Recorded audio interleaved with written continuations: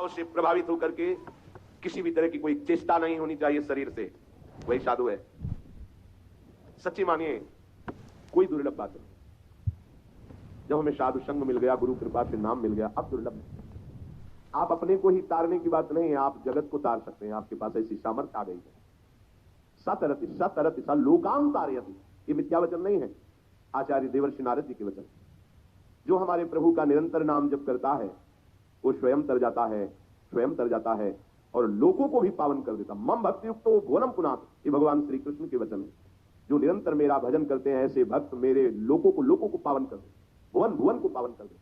मम भक्ति युक्तो भुवनम पुनात। आप जो इतने कमजोर हो रहे हैं, किसी की मुस्कुराहट में आप घायल हो गए, संभाल नहीं पाए अपने को, किसी की थोड़ी सी कामान आसक्त चेष्टा को देख करके आप चिंतन छोड़ दिए प्रभु। कितने कमजोर हैं आप कितने कमजोर हैं। आप किस मार्ग के प्रतीक हैं जानते हो? कितनी बड़ी सामर्थ्यानी है आप में।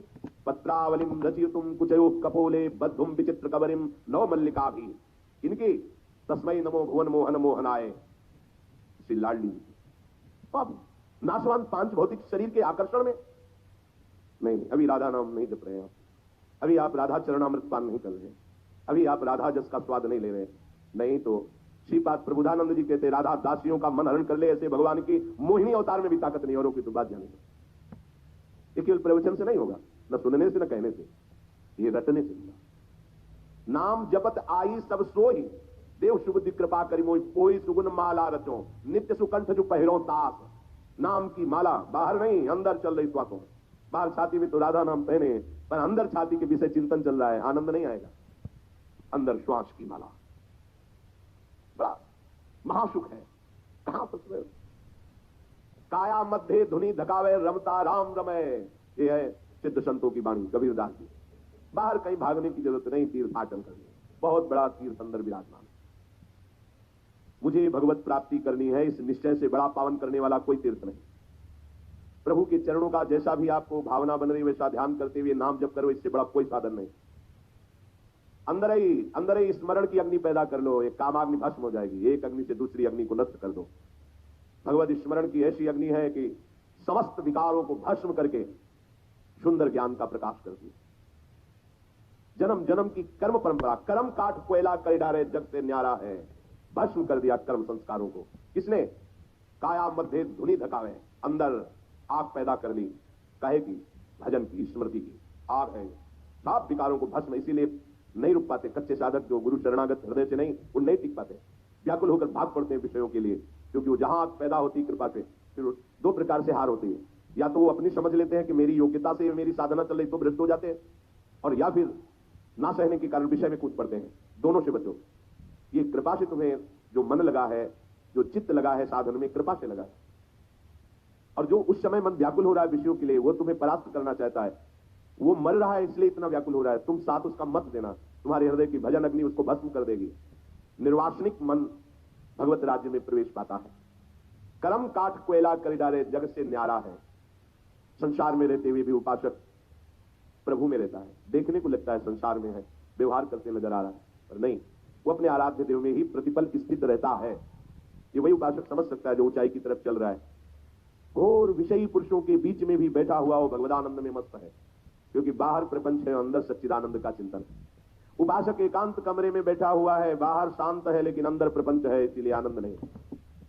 क्यों? भोगों की आशा है, भोगे हुए भोगों को पुनः भोगने की तृष्णा है। आशा तृष्णा कलह कल्पना ममता दूरी करे, दम्भ मान मद लोभ मोह से आठों पहर लड़े, साधु का होना मुश्किल है। अंदर से आशा जागृत है भोगों की, मान सम्मान की, प्रशंसा की। कैसे हम निरंतर भगवत स्मरण करें? आशा ही परमम दुखम नैराश्यम परमम सुखम। आशा परम दुख प्रदान करने वाली होती है, निराशा परम सुख का मार्ग खोल देती है। सेवक जी महाराज कह रहे, वेद विद्या पढ़त कर्म धर्मन करत जलप तन कलप की अवधियानी, चारुगति छाण संसार भटकत भ्रमत आस की पास नहीं तोरी जानी। बड़े विद्वान शास्त्र ज्ञानी हो आप, बहुत कर्म कांड का ज्ञान है, पर क्या भोगों की आशा की फांसी को काट पाए? तो जीवन व्यर्थ ही गया। अगर भोगों की आशा है तो वो ज्ञान किस काम का ज्ञान? वो शास्त्र ज्ञान व्यर्थ गया, क्योंकि आशा की फांसी काटने के लिए ही तो शास्त्र ज्ञान है। और तृष्णा ये बहुत जलाती है। जो तुमने कभी भोग भोगे हैं वो सुरक्षित आपके मन की चिप में भरा हुआ है, वो फेंकेगा बार बार। देखो इस भोग में ऐसा सुख, इस भोग में ऐसा सुख, अगर आपने उसकी बात देख ली और मान ली तो तृष्णा फिर नवीन भोग में फंसा देगी। ये तृष्णा डाइन है, किसी को बख्शती नहीं, नष्ट करके ही छोड़ती है। बचो, भोगे हुए भोगों को पुनः भोगने की इच्छा का नाम तृष्णा है। सुने हुए देखे हुए भोगों को भोगने की इच्छा का नाम कामना है। एक कामना, तृष्णा, आशा भजन नहीं होने देती। कल्पना, अगर ऐसा हो जाए तो अच्छा है, ऐसा हो जाए। तुम्हें कल्पना करने का अधिकार किसने दिया है? अब तो जोई जोई प्यारो करे सोई मुई भावे, तो कल्पना क्यों करते हो? समय नष्ट क्यों कर रहे हो? नाम जब छोड़ के कल्पना कर रहे हो अनुकूल परिस्थिति की, इसका मतलब अभी शरणागति नहीं हुई।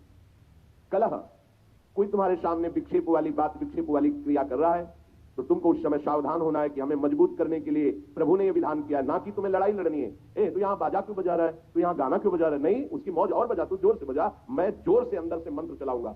मुझे इतना पुष्ट होना है कि तेरा बाजा बजता रहे, मेरा बाजा तेरे बाजे से ज्यादा बजे। नहीं, हम अपना बंद कर दिया, उससे लड़ने लगे। तुम्हें पता है हम भजन कर रहे हैं? नहीं, तुम्हारा अधिकार नहीं कहने का। वो अपना भजन कर रहा है, उसका भजन विषय चिंतन है। तुम्हारा भजन, तुम हार गए, तुम उससे प्रभावित हो गए। नहीं प्रभावित होना। एक बार परिक्रमा में आप लोग जा रहे थे, सदगुरुदेव भगवान के साथ, कोई बैठे वहां तो कोई फिल्मी गाना बजा रहा, कोई बंद करवाए महाराज। बोले क्यों? हम चतुरासी जी में आनंद ले रहे हैं, वो अपने आनंद ले रहे हैं, उसको लेने दो, आनंद उसका आनंद है।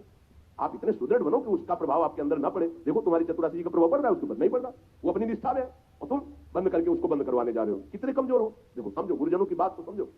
हम इसी में परेशान रहते हैं। ये बगल वाले कमरे से आवाज, ये बंद हो जाए तो हम सिद्ध हो जाए। नहीं, वो और जोर से करे और तुम भजन करो तब सिद्ध होगे। ये हम भजन की युक्तियां नहीं जानते ना। जहां कमजोरी महसूस हो बिल्कुल डट के भजन करो, वहीं विजय प्राप्त करो। भगवत कृपा से भजन की पुष्टता के लिए भूखे रहकर भजन करना, भोजन पाके भजन करना, रोग में भजन करना, स्वस्थता में भजन करना, एकांत में भजन करना, भीड़ में भजन करना, यह अभ्यास किया जाता है जिससे किसी भी परिस्थिति में मुझे भजन से विमुख कोई न कर सके। यह अभ्यास है हमारा। अभ्यास योग युक्त चेतसा नाम निकामिना। जब आपको अभ्यास का अवसर देते हैं भगवान, तो आप विरोध शुरू कर देते हैं, कलह शुरू कर देते हैं। नहीं होना चाहिए। देखो हम भजन करने वाले, हाँ तुम भजन करने वाले हो तो सामने तुम्हें प्रभु का विधान दिखाई देना चाहिए था, और विधान को स्वीकार करना भजन करने वालों का स्वभाव होता है। जोई जोई प्यारो करे सोई मुई भावे। विरोध क्यों, कलह क्यों, लड़ाई झगड़ा क्यों? दम्भ मान मद लोभ मोह से आठों पहर लड़े। इसलिए कहते कि कोई भी युद्ध हुआ है तो कुछ दिनों का हुआ है, चाहे महाभारत हो या लंकाधिपति और भगवान श्री राम से युद्ध हुए, बड़े बड़े महायुद्ध हुए, ये कुछ समय के लिए हुए। लेकिन साधु का युद्ध तो जब से चेतना हुई और जब तक चेतना लुप्त नहीं होगी तब तक चलता रहेगा। पूरे जीवन भर लड़ना होता है। इसीलिए हम सबसे प्रार्थना करते हैं, कभी किसी से जरा फिसलन हो जाए तो उसे सहयोग देकर ऊपर चढ़ाओ, ना कि लात मार के नीचे गिरा दो। बहुत बड़ी चढ़ाई, आठों पहर का जलना है। वही जानता है जो साधु है, साधु के मार्ग में चला है। ऐसा नहीं कोई फिसल रहा है तो चार लोग मिलकर और लात मारो उसको गिरा दो, ऐसा नहीं। अगर कोई फिसल रहा है तो कोशिश करो कि तुम अपनी सहयोग दो, उसके नीचे सर लगा, चल भाई मेरे ऊपर पैर रख के चल, चल आगे चल, तू हरि को प्राप्त हो, तुझे आनंद की प्राप्ति हो। तो हरि उसको बाद में प्राप्त होंगे, पहले आपको प्राप्त हो जाएंगे, क्योंकि देखते हैं मेरे जन को इसने सहयोग किया। पर संसार ऐसा नहीं है, आशा मत रखना। संसार ऐसा है कि यदि आप फिसल रहे हो तो चार लोग टांग पकड़ के हिलक जाएंगे कि तुम्हें घसीट के नाली में डाल दे, जिससे दोबारा तुम ऊपर न चढ़ पाओ। ये संसार है। इसलिए एक भरोसा, एक बल, एक आत्मविश्वास। और गिरना तभी होता है जब आप आज्ञा उल्लंघन करते हैं, अहंकार युक्त होते हैं। नहीं तो मजाल नहीं कि माया स्पर्श कर सके। पक्का माया तभी स्पर्श करती है आपको, तभी आकर्षित करती है जब आप आज्ञा उल्लंघन करते हो। नहीं तो बिल्कुल आपको कह रहे हैं, नहीं नहीं नहीं, भगवान की माया की ताकत नहीं है जो स्पर्श कर सके आपका। पर आप जब अभिमान करते हैं, दो ही दोष होते हैं, और आज्ञा का उल्लंघन करते हैं, तभी आप परेशान हो जाते हैं। फिर आपको कोई सहयोगी नहीं मिलेगा। आपको दूरी बनाने के लिए सहयोगी मिल सकते हैं, लेकिन आपको रस में ढकेल दे, चिंतन में तन्मय कर दे, ऐसे केवल हरि गुरु है, दूसरा नहीं। हमारी ममता कहीं नहीं होनी चाहिए। ममता युगल सरकार के चरणों में, क्षमता सब संसार से, ममता नित्य विहार। दम्भ नहीं होना चाहिए, बनावटीपन नहीं होना चाहिए। सहज स्वभाव में जो आपका बर्ताव वैसे ही होना चाहिए। दम्भ बिल्कुल ये ऐसा कुष्ठ रोग है कि पूरे शरीर को मलयुक्त कर देगा।